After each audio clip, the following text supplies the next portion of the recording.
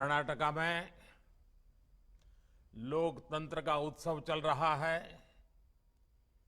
BJP ने तो हमेशा चुनावों को लोकतंत्र के महोत्सव के रूप में सेलिब्रेट किया है। आप तो दुनिया को डेमोक्रेसी के सूत्र समझाने वाले भगवान बसवेश्वर जी की धरती से हैं। कर्नाटका की समृद्ध परंपरा के प्रतिनिधि और राष्ट्रभक्ति से ओतप्रोत बीजेपी के कार्यकर्ता होने का डबल गौरव आप सभी को प्राप्त है। इसलिए आप सभी पर दायित्व भी डबल है और मुझे विश्वास है हर बूथ पर किया गया आपका प्रयास बीजेपी को कर्नाटका में रिकॉर्ड सीटों से जिताएगा। जब बूथ विजयी होता है तब चुनाव में विजय अवश्य मिलती है। बूथ पर विजय दिलाने की आपकी भावना ही पार्टी को चुनाव जिताती है।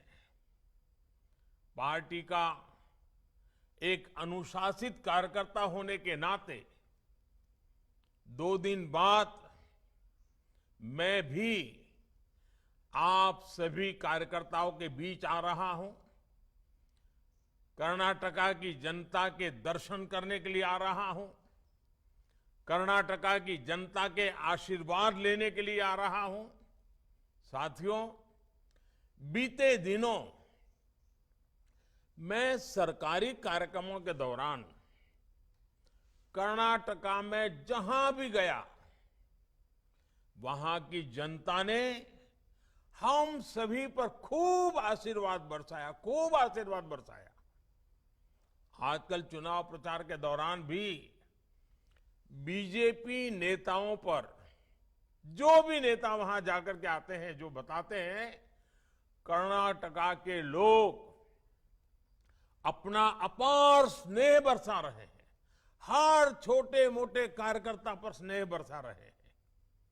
ये दिखाता है कि कर्नाटक की जनता का कितना विश्वास बीजेपी पर है।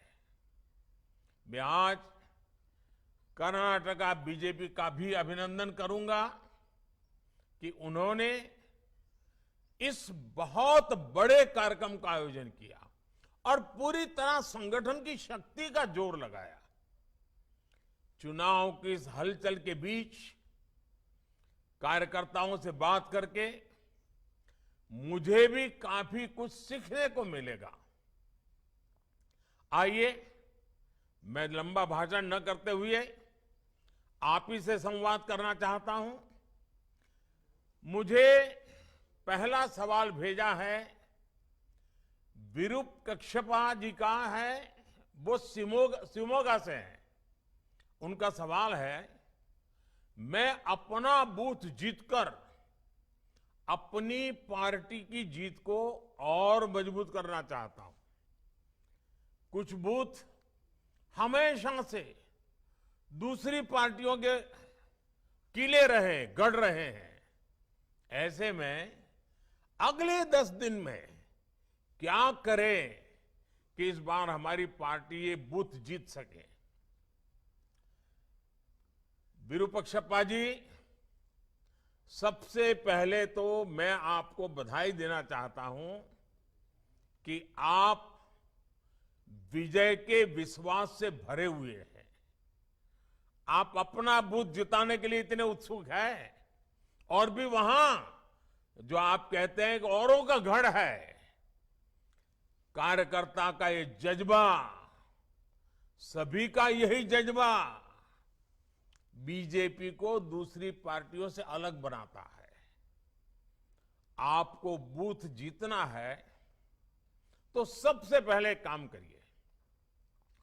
आपके जैसे ही कर्मठ और विजय का विश्वास रखने वाले 10 पुरुष कार्यकर्ता और 10 महिला कार्यकर्ता, 20 लोगों की जोड़ी बनाइए और मजबूत जोड़ी बनाइए, टीम बनाइए।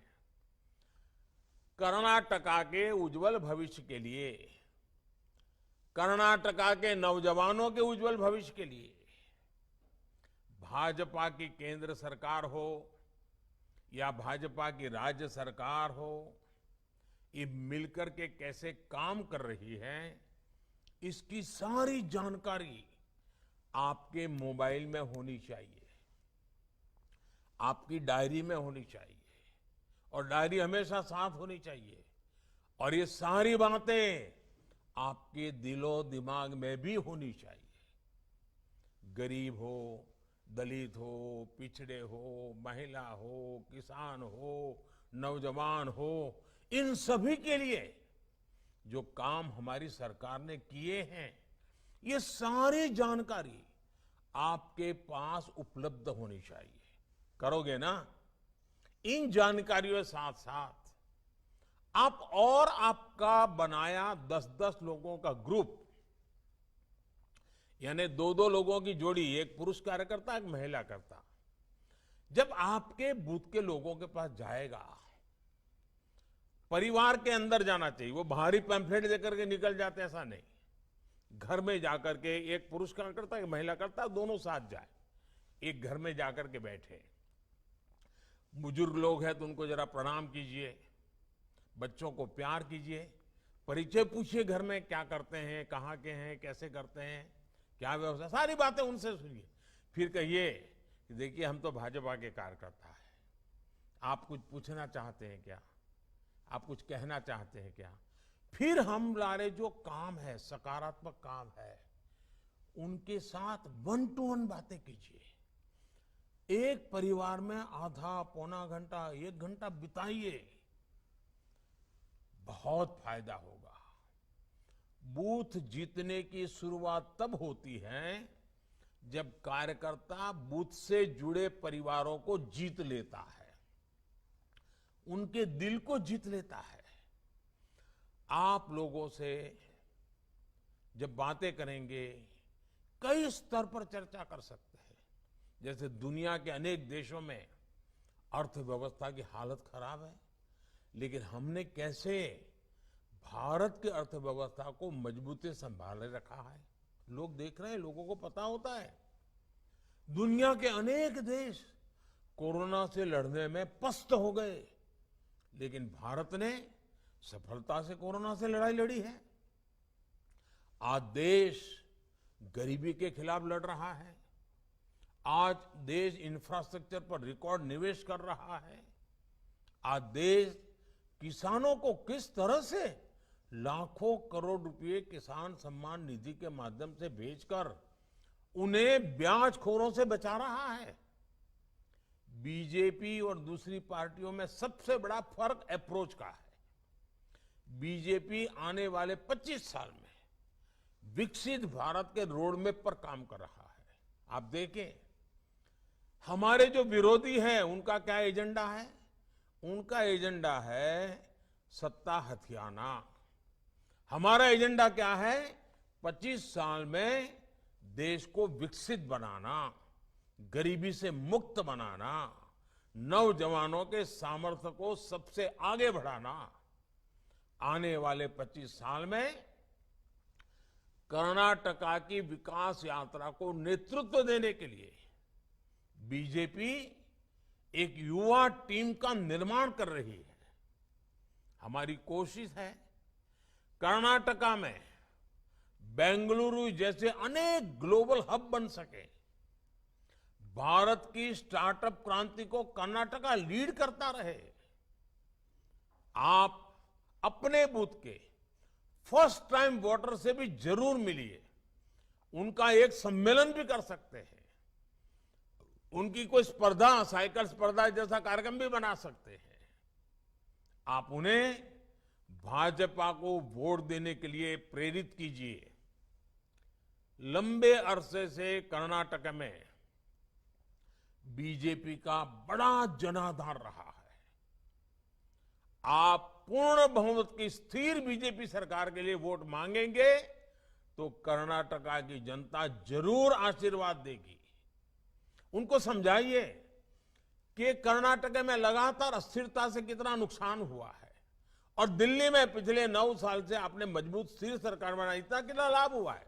इस बार भी वहां पर मजबूत और स्थिर सरकार बनाइए। चलिए आइए, मैंने काफी लंबी बात कर ली शिवमोगा के हमारे साथियों से।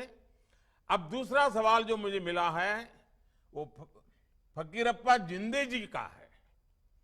वो चित्रदुर्ग जिले से हैं और वो पूछते हैं, सर हम लोग हमेशा डबल इंजन सरकार की बात करते हैं, डबल इंजन सरकार की परिभाषा आपके लिए क्या है? डबल इंजन सरकार से कर्नाटक के विकास को क्या लाभ होगा? चलिए, फकीरप्पा जी ने बहुत ही अच्छा सवाल पूछा है, डबल इंजन सरकार के संबंध में पूछा है और उसका सीधा और साधारण मतलब है विकास की डबल रफ्तार। बीते 9 वर्षों का देश का अनुभव रहा है कि जहां जहां बीजेपी की डबल इंजन सरकार है वहां वहां गरीब कल्याण की योजनाएं तेजी से जमीन पर उतरी है। हर घर जल योजना में कर्नाटका देश के अग्रणी राज्यों में है, क्योंकि यहां भी भाजपा सरकार है, वहां भी भाजपा सरकार है। इसलिए संभव हो पा रहा है क्योंकि यहां डबल इंजन सरकार है। आपको मैं बताऊं, जो राज्यों में भाजपा सरकार नहीं है, लोकतंत्र में स्वाभाविक है, लेकिन करते क्या है, केंद्र सरकार की कोई भी योजना उनके यहां सफल ना हो, उनको डर लगता है कि अगर सफल हो गई तो मोदी का जय जयकार हो जाएगा। कुछ लोग तो योजना से जुड़ते ही नहीं है। कुछ राज्य ऐसे हैं वो योजना का नाम बदल देते हैं, स्टिकर नया लगा देते हैं। देश में एक बात आप हैरान हो जाएंगे, गरीबों को अनाज देने के लिए 1 nation 1 ration card supreme court को हुक्म करना पड़ा। क्यों? क्योंकि डबल इंजन सरकार उस राज्य में नहीं थी। देखिए, पीएम किसान सम्मान निधि में यहां कर्नाटका सरकार 4,000 रुपये अपनी तरफ से भी जोड़ रही है, भारत सरकार 6,000 रुपये दे रही है, राज्य सरकार 4,000 रुपये, दोनों भाजपा की सरकार। किसान को क्या मिल रहा है? 10,000 रुपये मिल रहा है। तो हुआ नहीं डबल लाभ। आप देख रहे हैं कि बीते 9 वर्षों में भारत दुनिया भर के निवेशकों के लिए महत्वपूर्ण केंद्र बना है। रिकॉर्ड निवेश भारत में हो रहा है। डबल इंजन सरकार के कारण इसका बहुत बड़ा लाभ कर्नाटका को मिला है। अगर यहां ऐसी सरकार आएगी जो बात बात पर केंद्र सरकार से लड़ती रहेगी, योजनाओं को रोकती रहेगी, जनता जनार्दन का जो भी हो जाए उनकी राजनीति चलते रहे, अगर यही हुआ तो सारे इंफ्रास्ट्रक्चर के प्रोजेक्ट्स को वो लटकाती रहेगी। हम रोड बना चाहेंगे, वो जमीन संपादन का काम ही धीरे धीरे करेंगे। तो कैसे निवेश आएगा? निवेश नहीं आएगा तो कर्नाटका में नए रोजगार कैसे बन पाएंगे? यानी डबल इंजन की सरकार का न रहने पर जनता पर डबल मार पड़ती है। और आप देखिए, आप सामान्य नागरिक से बात करते ये भी बता सकते हैं कि देखो भाई, ट्रैक्टर है, हम बहुत बढ़िया काम करता है, लेकिन ट्रैक्टर का एक पहिया आप मारुति कार का लगा दें तो बताइए वो ट्रैक्टर चलेगा क्या? किसी के काम आएगा क्या? वो खुद ही अपनी उसे बर्बादी करेगा कि नहीं करेगा? जैसे एक ही प्रकार की व्यवस्था गति तेज देती है, वैसे ही डबल इंजन की सरकार गति तेज देती है। छोटी छोटी बातें लोगों के साथ बैठ करके समझाइए, मतदाताओं के साथ चर्चा करके बताना चाहिए। और बूथ लेवल पे बताना चाहिए। लंबे लंबे बड़े भाषण करने की जिम्मेवारी जिसकी है वो करेंगे। हम कार्यकर्ताओं को तो बूथ को ही जीतना है और बूथ पर ही हमारी शक्ति हमें लगानी है। तब डबल इंजन सरकार का असली मतलब समाज लोगों को आ जाएगा। साथियों, जब भी भाजपा को सेवा करने का मौका मिलता है तो विकास की स्पीड और स्केल दोनों बढ़ जाती है। अब जैसे कुछ पार्टियां कह सकती हैं कि वो जब सत्ता में थी तो वो भी आवास से जुड़ी योजनाएं चलाती थी, तो ऐसे में भाजपा अगर आवास से जुड़ी योजना चला रही है तो उसमें नया क्या है, ऐसा बोलते हैं। इसका ही उत्तर है स्पीड और स्केल, सोच और अप्रोच। अब मैं आपको बताता हूं कि आवास योजनाओं में हमने क्या बदलाव किए। मैं ये छोटी छोटी बातें इसलिए बताता हूं कि आप कार्यकर्ताओं को मतदाताओं के बीच जाकर के बताने में सुविधा हो जाएगी। 2014 से पहले की योजनाओं में एक घर बनने में 300 दिन लगते थे। अब हमारी योजना में 100 दिन से भी कम समय में घर बन जाते हैं। पहले घर का आकार 20 वर्ग मीटर होता था, अब घर का आकार 25 वर्ग मीटर होता है। पहले की योजना में एक घर को 70-75 हजार रुपए की मदद दी जाती थी। अब यह मदद 1,30,000 रुपए यानी करीब करीब डबल कर दी गई है। इससे भी बड़ी बात यह है कि ये पैसे अब सीधे लाभार्थी के बैंक अकाउंट में भेजे जाते हैं। कोई बिचौलिया नहीं, कोई कट की कंपनी नहीं। पहले की आवास योजना में लाभार्थी की पसंद का बिल्कुल ध्यान नहीं दिया जाता था।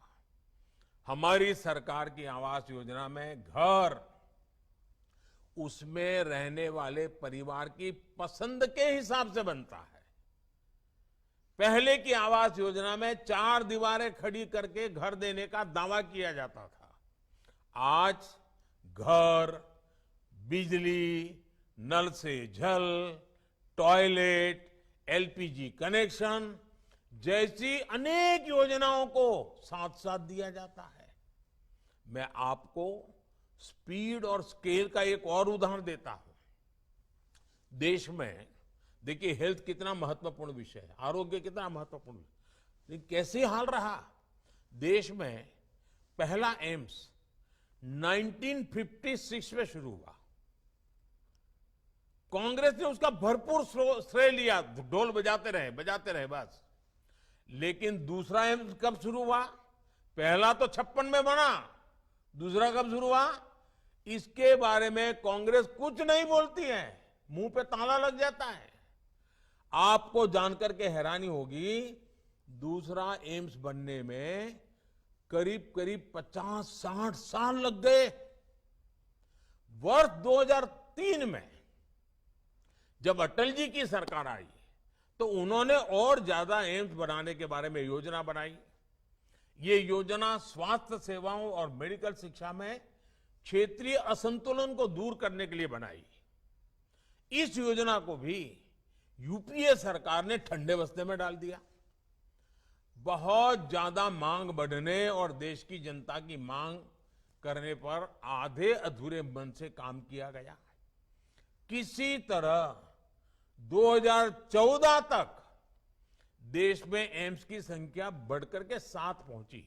याद रखो, यानी 60 साल में एम्स की संख्या 1 से बढ़कर 7 हुई। लेकिन अगले 9 वर्षों में जब हम आए तो हमने देश में एम्स की संख्या को 3 गुना बढ़ा दिया। अब बताइए डबल इंजन सरकार की ताकत है कि नहीं है? अब देश में 7 नहीं 20 एम्स है, 20। इसके साथ ही देश में 3 नए एम्स पर तेजी से काम भी चल रहा है।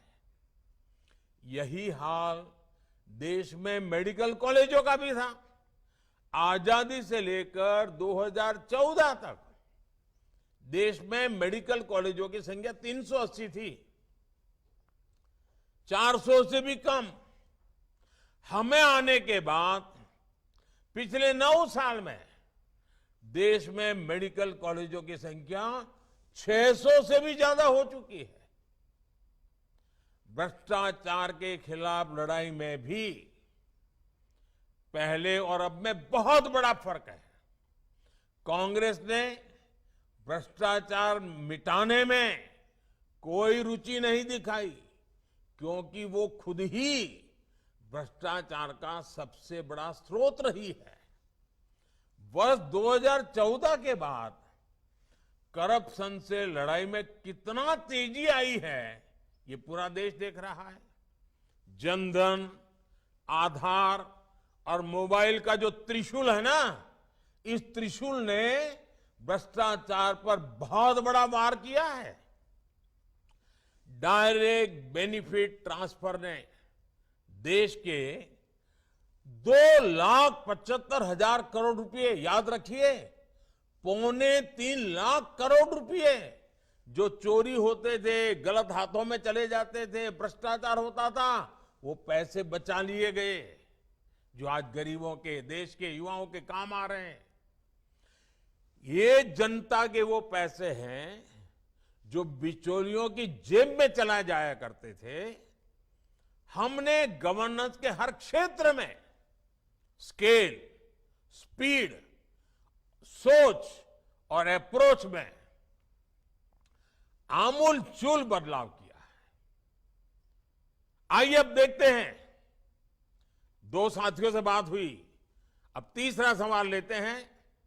सवाल मुझे चंद्रशेखर जी का है और चंद्रशेखर जी विजयनगर से हैं। उनका सवाल है कि आपने, ये मुझे पूछ रहे हैं, आपने हमेशा से कहा कि कर्नाटका रामदूत हनुमान की नगरी है और संस्कृति से भरे प्रदेश का देश है और विकास, देश के विकास में ये बहुत बड़ा योगदान देने वाला प्रदेश है। कर्नाटका की सॉफ्ट पावर में आप कितनी संभावनाएं देखते हैं?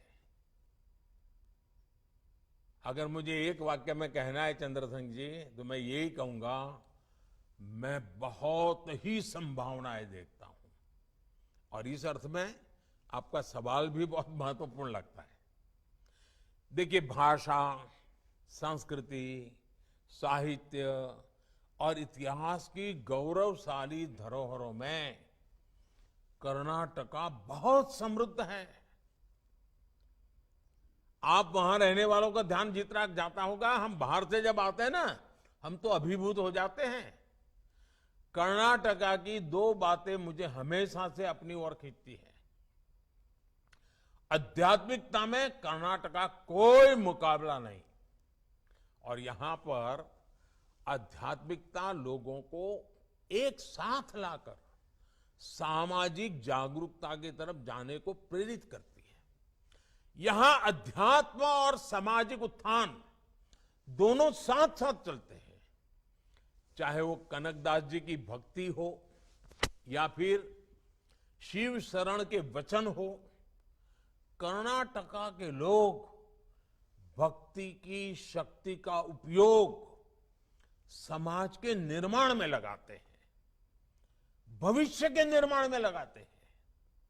दूसरी बात यह कि कर्नाटका के लोग समय के साथ और कई बार तो समय से भी आगे चलते हैं।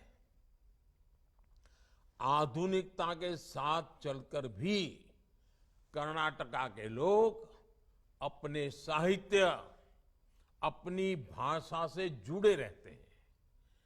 यहां के युवा कोडिंग भी करते हैं और कुवेम्पू जी की कविता भी पढ़ते सुनते हैं। आज भी कर्नाटका के युवाओं में कन्नड़ा साहित्य पढ़ने की संस्कृति जीवित है। कर्नाटका अपने गौरवशाली अतीत के प्रति सजग है और कर्नाटका देश के भविष्य को गढ़ने में पूरी तरह जुटा हुआ है। मेरा और कर्नाटका का नाता भी पुराना है। कर्नाटका के लोगों के स्नेह को मैं दशकों से महसूस कर रहा हूं। मुझे दशकों से आशीर्वाद मिलते रहे। ये तब का स्नेह है जब मैं किसी पद पर नहीं था और यहां पार्टी के काम के लिए एक साधारण कार्यकर्ता के रूप में आया करता था। इतना ही नहीं, इसके भी पहले जब मैं राजनीति में भी नहीं था, श्रद्धेय यादवराव जी जोशी के चरणों में आकर के बैठने का मुझे सौभाग्य मिलता था।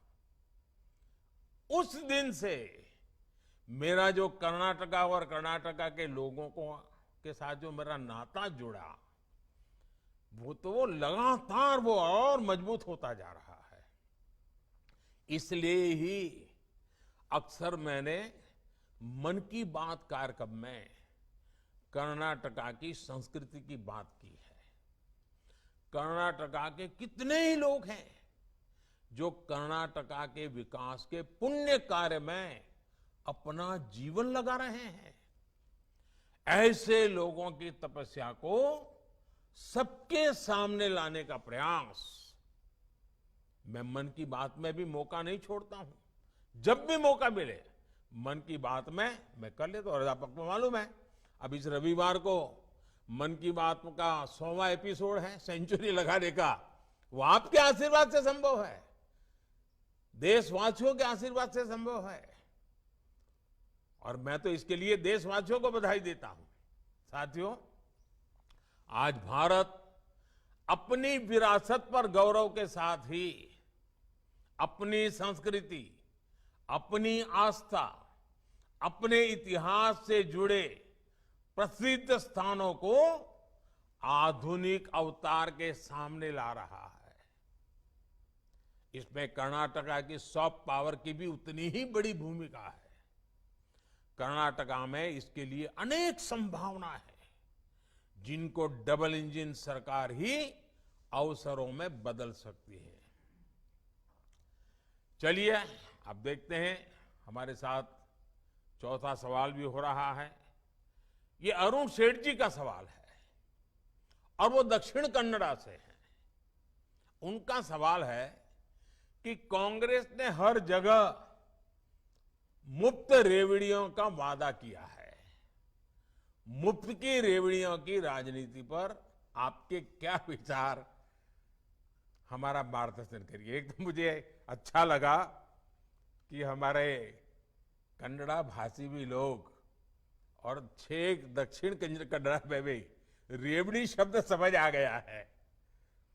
देखिए, हमारे देश में कुछ राजनीतिक दलों ने राजनीति को सिर्फ सत्ता और भ्रष्टाचार का साधन बना दिया।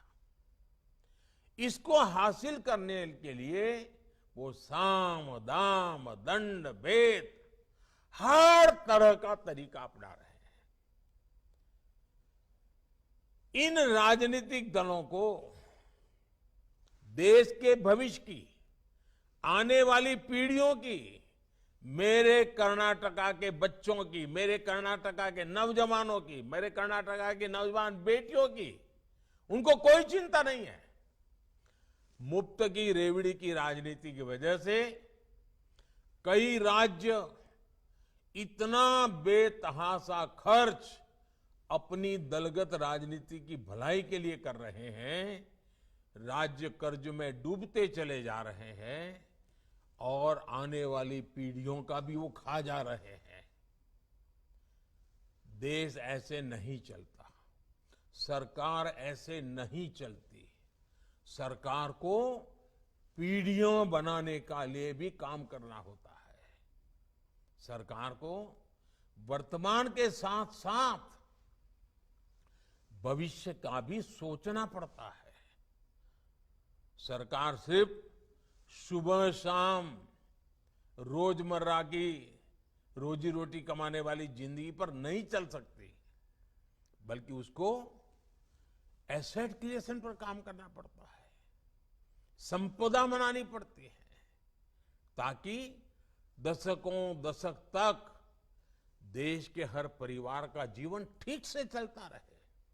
इसलिए बीजेपी शॉर्टकट नहीं, बल्कि विकसित भारत के निर्माण के लिए काम कर रही है।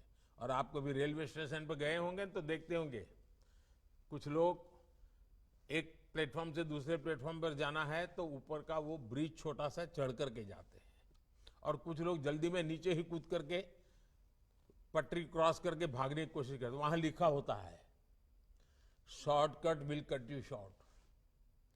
ये सब जगह पे लागू होता है। साथियों, बीजेपी सिर्फ 5 साल के नहीं, सिर्फ हमारी सत्ता के लिए नहीं, बल्कि हम देश के लिए सोचते हैं। हम दल के लिए नहीं, देश के लिए सोचते हैं। हम सिर्फ हमारी आज की चुनाव की राजनीति के लिए नहीं, हम 25 साल में भारत को कहां ले जाएंगे, इस सपनों को साकार करने के लिए काम कर रहे हैं। हाँ, कुछ तात्कालिक चुनौतियों से निपटने के लिए देश के गरीब परिवारों को हर संभव सहायता दी जा रही है। वो सरकार का दायित्व है। अब कोरोना वैक्सीन के समय हमें जरूरत लगी तो हमने मुफ्त वैक्सीन दिया देश को, क्योंकि जिंदगी बचानी थी। और वो आज मेरे देश को आगे बढ़ाने में काम कर रहे हैं। मुफ्त राशन देने की जरूरत पड़ी, देना था, दिया, क्योंकि देश में कोई व्यक्ति भूखा नहीं रहना चाहिए। लेकिन देश को आगे बढ़ाना है तो हमें ये रेवड़ी कल्चर से मुक्त होना ही पड़ता है। बीजेपी सरकार आज पूरे देश में आधुनिक फिजिकल, डिजिटल और सोशल इंफ्रास्ट्रक्चर पर अभूतपूर्व निवेश कर रही है। यही आज की पीढ़ी के साथ साथ भविष्य की पीढ़ियों को भी काम आने वाला है। अब देखिए, road, rail, airport, port, solar park, गरीबों के घर, पानी की लाइनें, gas pipeline, medical college, AIIMS, IIT, triple IT, IIM, ऐसी संपदा बनाने पर हमारा फोकस है। अब आज से 25 साल पहले अगर मेडिकल कॉलेज बनाई होती तो आज देश के पास लाखों डॉक्टर होते। हमें डॉक्टरों की कमी नहीं होती। नर्सिस की कितनी कमी है। अगर आज से 20, 25, 30 साल पहले आवश्यकता के अनुसार नर्सिस की कॉलेज बन गई होती तो आज देश में बच्चियों को अपना भविष्य बनाने के लिए कितना काम आता था। लेकिन उन्होंने उस समय की राजनीति की, भविष्य का सोचा नहीं। अब आज हम कितना ही दौड़ लगाएं, लेकिन जो 25 साल बर्बाद हो गए वो तो हो गए। और इसलिए मेरी नौजवानों से खास विनती है कि जो रेवड़ी बांटने वाले आपको मूर्ख बनाने की कोशिश करते हैं ना, आप अपने उज्जवल भविष्य, अपने संतानों के भविष्य के लिए सोचिए। और मैं पक्का कहता हूं, जिस दिशा में हम चल रहे हैं, जिन मजबूती पर चल रहे हैं, इसका लाभ कर्नाटक को भी मिल रहा है। अब फॉरेन डायरेक्ट इन्वेस्टमेंट की बात करें, एफडीआई की, और मेरी तो एफडीआई की दूसरी भी व्याख्या है।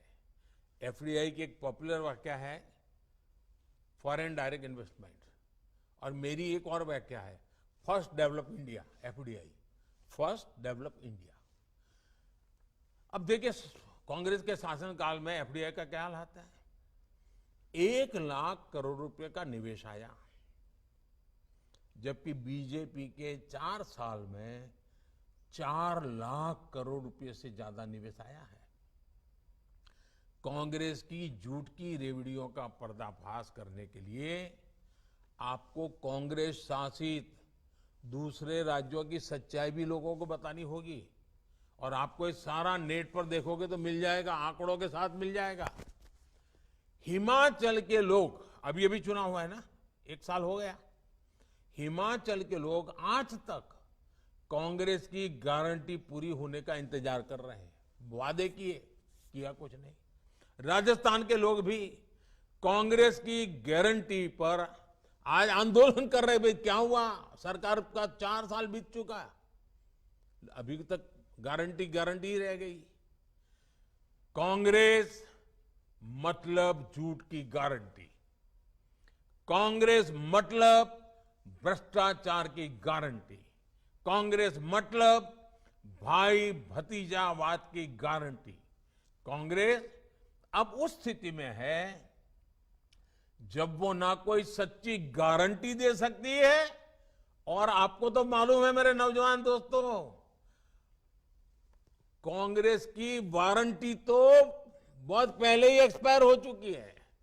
जिसकी वारंटी एक्सपायर हो चुकी है उसकी गारंटी का मतलब क्या है जी? आइए देखते हैं। अब हमें और भी कुछ सवाल आ रहे हैं। देखिए, 5वें हमारे कार्यकर्ता मुझे सवाल पूछ रहे हैं। श्री DR योगेश जी हैं, वो तो बेंगलुरु से है, और उनका सवाल है कि सरकार बनने के बाद हम आने वाले 5 साल में कर्नाटका को कहां देख सकते हैं?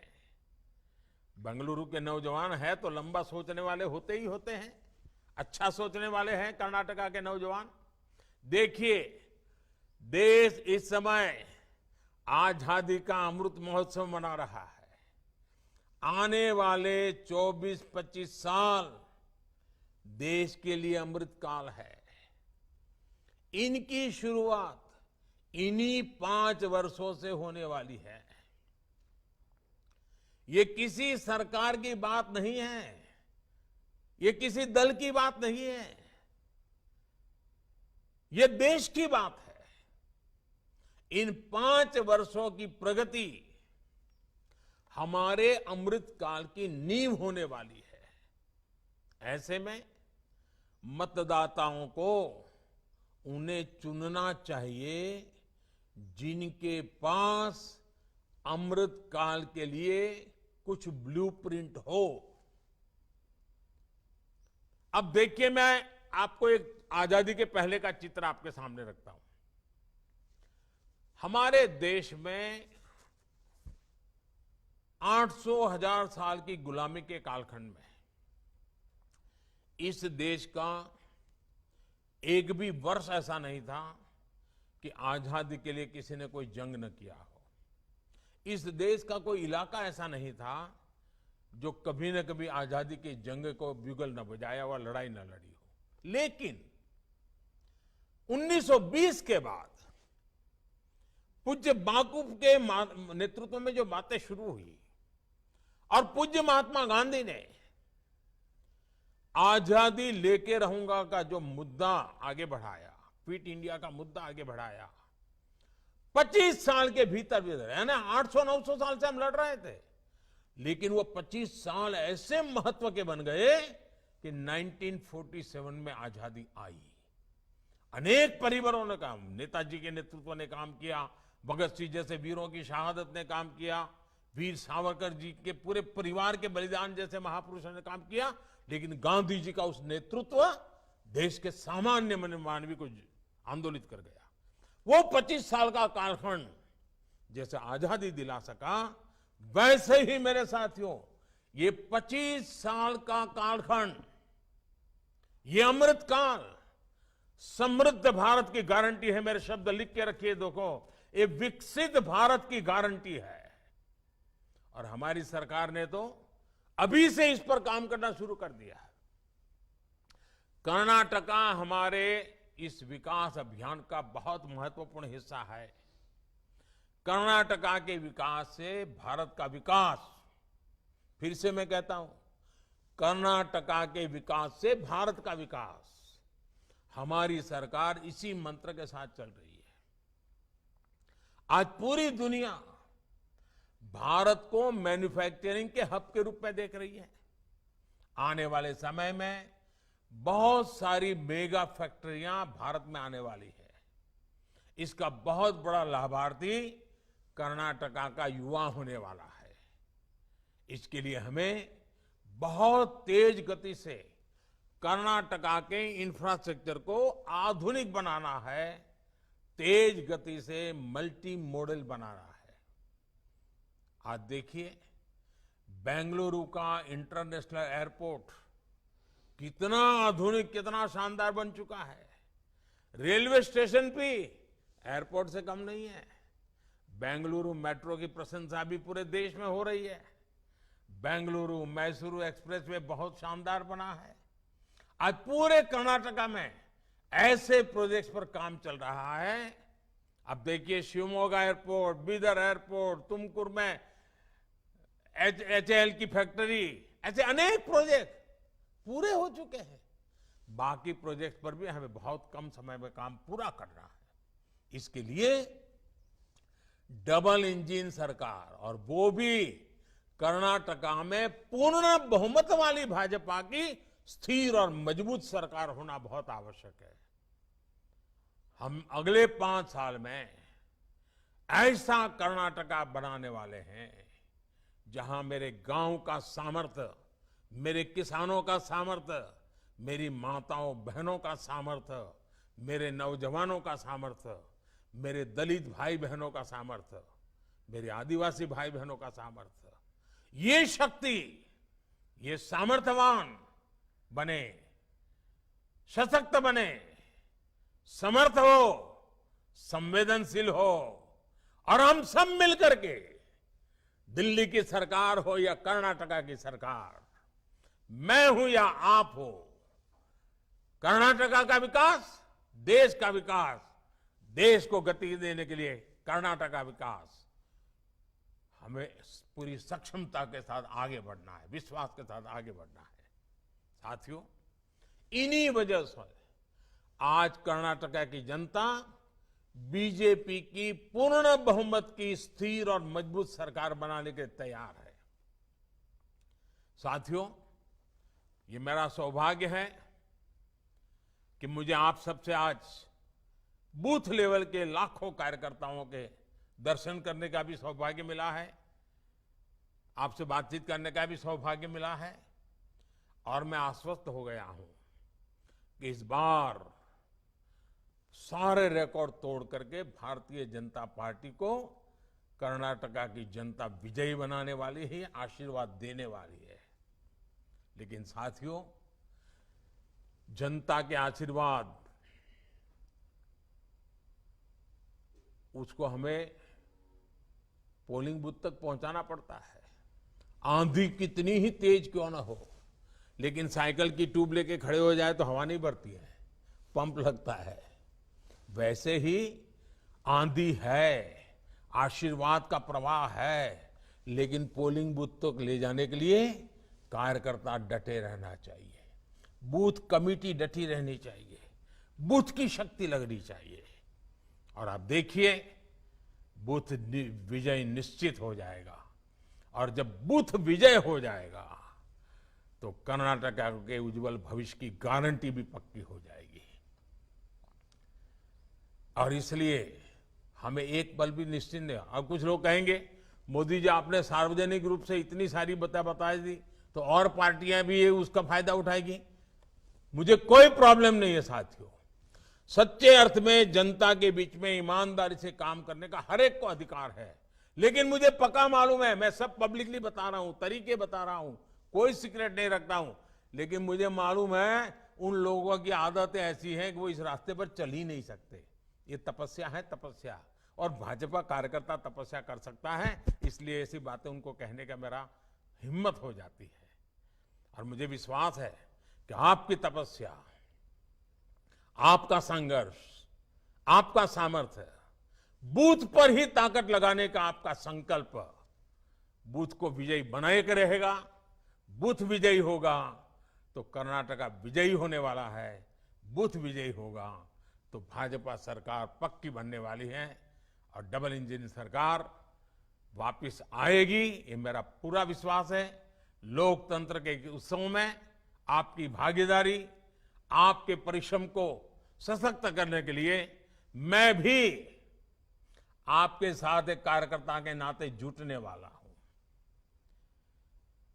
बीजेपी के कार्यकर्ता के नाते मुझसे जो कुछ भी बन पड़ेगा, आप कार्यकर्ता जो भी मुझे आदेश करेंगे, मैं भी कंधे से कंधा मिलाकर आपके साथ खड़ा रहूंगा, काम करूंगा। और कर्नाटक की जनता का आशीर्वाद लेना, ये मेरे लिए बहुत बड़ा सौभाग्य होता है। आने वाले दिनों में हम घर घर जाकर बीजेपी के प्रति हर कन्नडिगा को, हर मेरे कन्नडिगा भाई को, उनके विश्वास को और मजबूत करेंगे। आपको पूरे विश्वास के साथ फ्रंट फुट पर खेलना है। हमें हर बूथ, हर पन्ने तक पहुंचना है। आप सभी को मेरी बहुत बहुत शुभकामनाएं, बहुत बहुत धन्यवाद।